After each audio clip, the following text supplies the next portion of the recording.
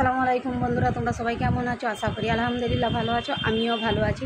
তো তোমরা সবাই জানো, কম বেশি সবাই জানো যে আমার স্বামীর শরীরটা খুব একটা ভালো নয়।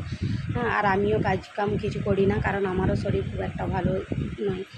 তো দেখো, একবার একটা মানুষ আমাকে বলেছিল যে যে কোনো একটা কথা নিয়ে মানে কথা উঠেছিল, মানুষকে অপমান করা, ইনকার করা, ঘৃণা করা, রহস্য করা, এগুলো আমি একদমই পছন্দ করি না। মানুষ মানুষই হয়, ঠিক আছে? তো আমাদেরই একজনকে একটা কথা বলেছিল, তার জন্য আমি প্রতিবাদ করেছিলাম।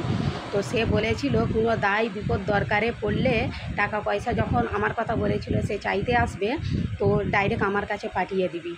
তো দেখো, গরিব হয়েছি, লাঠি ঝাঁটা জুতো সবাই তোমরা মারো।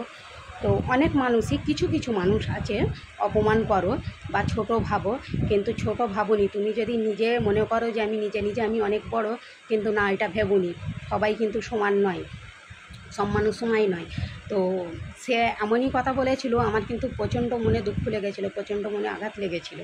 হ্যাঁ, তবে একটা কথা শুনে রাখো, গরিব কিন্তু তুমি করনি, গরিব আমার আল্লাহ করেছে। হ্যাঁ, আর গরিবকে আমার আল্লাহ সত্যিই ভালোবাসে।